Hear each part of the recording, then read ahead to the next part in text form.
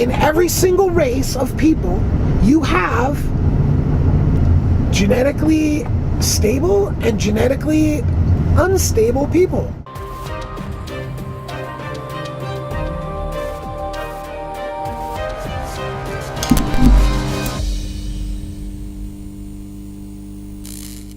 Once society is arranged in such a fashion, human health is put before everything else. Like, is it gonna be unhealthy? Yes or no? You don't need it. Like, there's a big push for preserving foods, and then, oh, well, we got to preserve foods. Well, you got to preserve it with these oils that are hydrogenated and got poison in them, and then they cause health problems. Like, those kinds of things don't even need to happen. They won't even need, you know. So that brings up like a personal freedom question that you would run into, like, oh, well, you're just going to tell everybody what they can and can't do. To a certain extent. I mean, really, when everybody has the taste for real food and quality food, nobody's going to be crying about not being able to eat hydrogenated oil. Just not going to be a thing, right? You know, and there's also no switches that are happening here. This is going to take generations to switch over, you know, to mindsets to all come into line. The people that were just bred out of frickin', you know, and there's going to be pockets around the world of people that, you know, slowly have to come around. And this isn't a system that's going to come at the barrel of a gun. It's going to come at the end of a bowl of awesome food. Like, hey, look what we have. We raise amazing everything. We have abundance, not scarcity. Post-scarcity. This is totally possible. Governments pay farmers not to farm. And then other farmers grow extra crap. And then it poisons everybody. Well, so instead of going into somebody's region with a gun and saying, you're going to do what we say you're going to do, you're just going to show up there and you're going to say, look, we have some awesome food here for you. You got medicine. Make sure you're all healthy. Okay.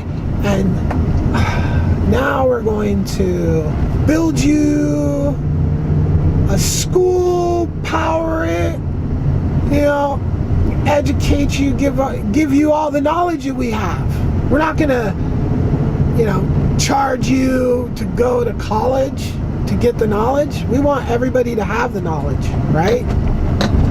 We want everybody to be very intelligent, very capable individuals, healthy physically, mentally, and this is totally possible. And I don't know if the right term is eugenics, but it's not a racist thing. It's like in every single race of people, you have genetically stable and genetically unstable people. Some people just have bad genes, period. It doesn't matter if they're what color. Has nothing to do with color. It has everything to do with the genes, the genetics, and who you're going to breed with. You might have perfect genetics. This other person might have perfect genetics. But for some reason, there's some of those genetics that don't mix well with other genetics. And if you try mixing them, you end up with these issues. You know, this is all science stuff. Whether that happens like all the time, you know, it's probably not something that happens all the time, but there is some people who probably shouldn't breed with, like, everybody shouldn't breed with everybody. I have to believe that. I mean, even in nature you find the blood type negative is impregnated by like a positive. You have to take pills or it'll just totally reject the baby. So in science, this stuff's already it already happens. Or in nature, it already happens. So, and now you could take pills to make that. That's a horrible idea. I mean, there's a whole point that there. That why, just because we can doesn't mean we should. Some things are just the way they are for a reason. You shouldn't mess with them, in my opinion. How does personal property work in a resource-based economy? Okay, so here's a big distinction from communism, right? Because Marx's big thing is the abolishment of private property, right? But nobody wants to think that they can't have their own space. I mean, that's just lame, right? So everybody needs to have their own space. Now, some people are going, for instance, Jacques Fresco. He wants to build a world around these tech cities, and everybody has a little bubble, and that's where they sleep and whatever, and then, and that's all fine and good. If people want to go, like a new city is going to be built and is designed out, and that's what people want, awesome. But we have all this infrastructure, we have all this. So some people are going to want to live in cities. Some people are going to want to live in rural areas. Some people are going to want to live in sailboats. And some people are going to want to live wherever they're going to want to live. Okay? So some people currently, rich people, have, several properties. They have a vacation place, some, not all. So, they have a vacation property, and they have this, and they have a place where they live, and, some really rich people, they just really have it pimped out. Well, so, here's the thing. Because rich people aren't a thing in a resource-based economy, right? There's just people that work, and what happens is driven by consensus or AI. So there's really no need for big ball of shot collar, type, gotta be on the other side of the planet in 5 minutes and then back to the other side in 2 minutes. No, it's really nothing going on like that, right? I mean, the worst case scenario is we butt heads with some kind of belligerent aliens. I mean, that just throws everything out the window, I mean, if some aliens show up to kill us all, I mean, then it's just, yeah, I guess we're gonna have to build guns and but other than that, now it's not we're gonna, this is personal property, okay? Stick to the topic. So it would work like this. Everybody just stay where you're at, okay? We're now, yesterday was this, tomorrow's that. We're now into the new, okay? Where you at, that's your place. You live there. And it's transcribed into the maybe we can use blockchains to track where people live or something like this, right? Not tracking, we don't need to track, but just to be assigning. So the current homeless people, they're gonna need places to stay, right? So they just don't walk up into a house and be like, I like it here. Well, that's already somebody else's house. But when this other people's house is their fourth house, nobody lives there, then that house is available to house homeless people. Okay, now you ask, how do you move? Well, everybody's going to want to move at some point. Maybe they were not. You're not going to be forced to move, but if you want to move, you just put in for a move to the area you go, and basically think of life like this in a resource-based economy. You are in line waiting for your turn at whatever. But because of these devices and AI, you're not physically in lines waiting for stuff to happen. And I'm talking about being in line for vacation. Being in line for another house.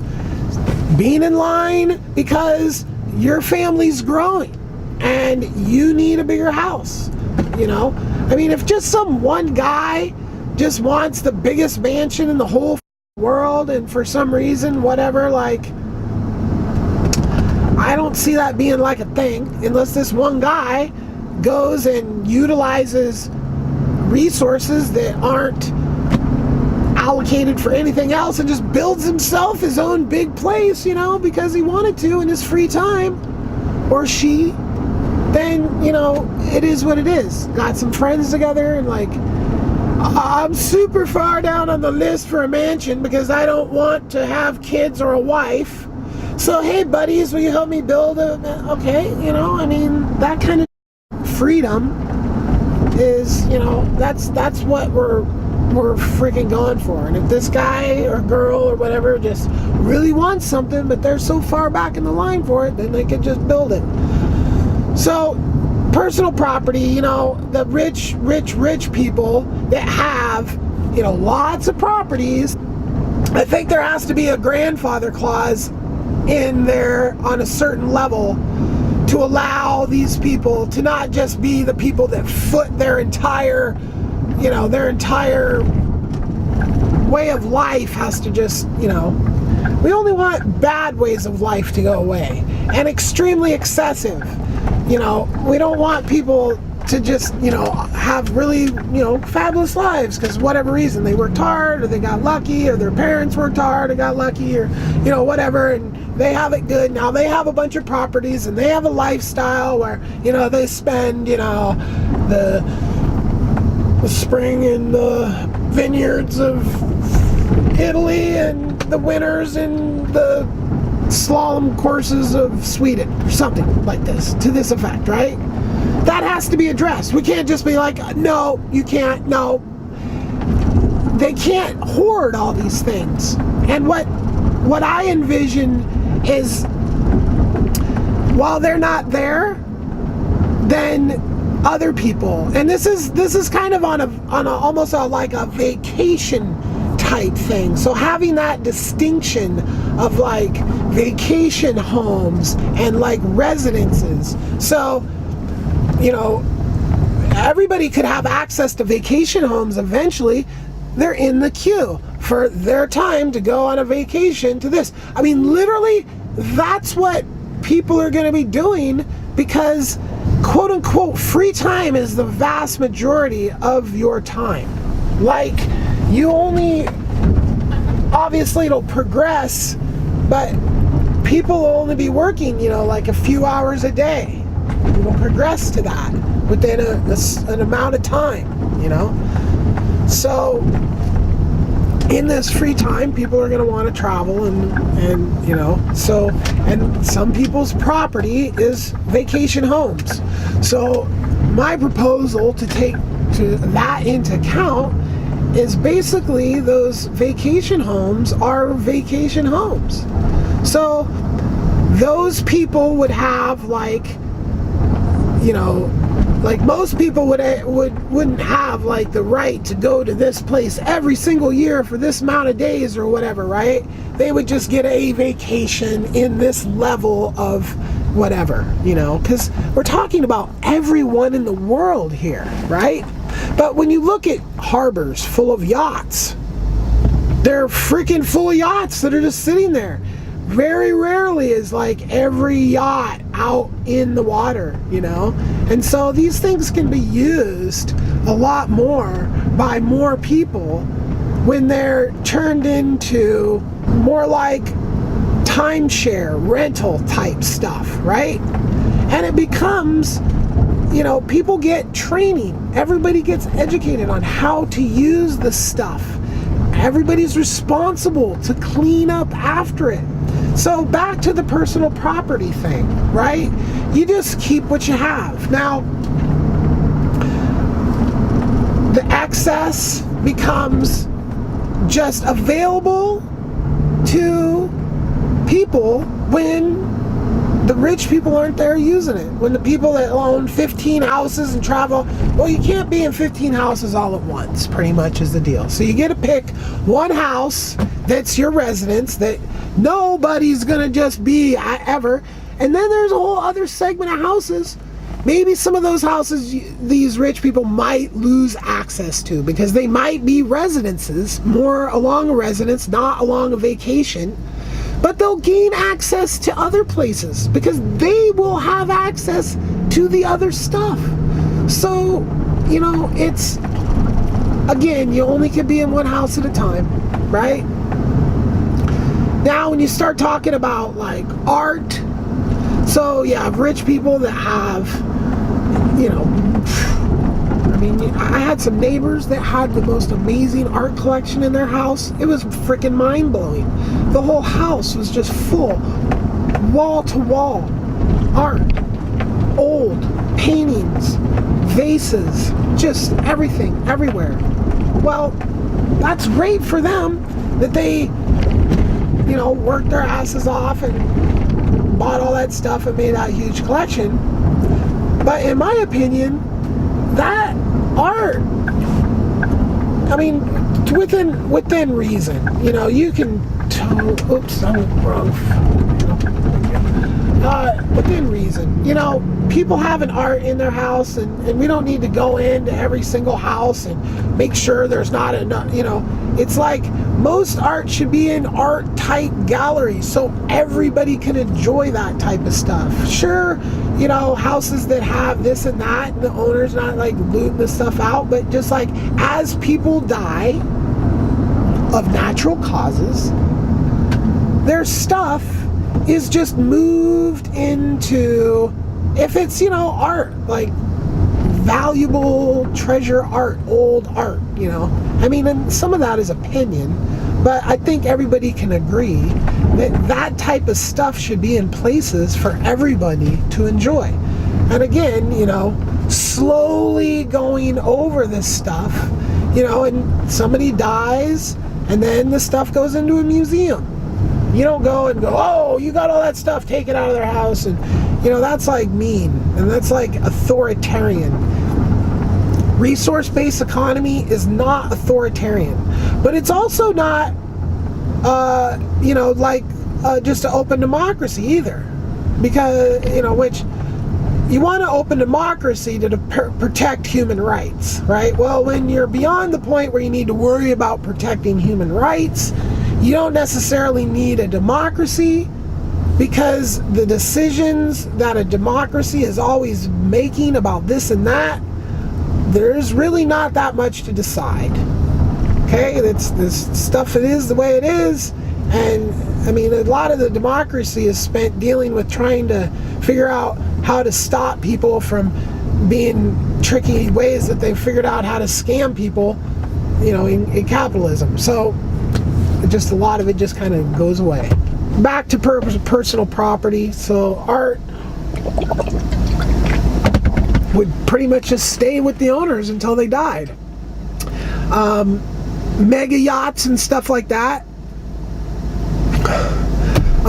would be, you know, like timeshare type of stuff. So, you know, I guess if somebody was a rich person and they had, you know, a mega yacht and houses and all this, and they just said, well, I want the mega yacht to be my residence.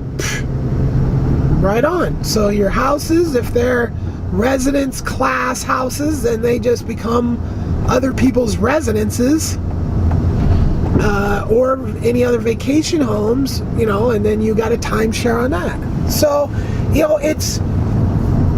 we're not trying to, you know, just steal from everybody, right? We're trying to peaceably move the planet into a new system that takes human health as the pinnacle of importance and puts property and wealth down the list, right?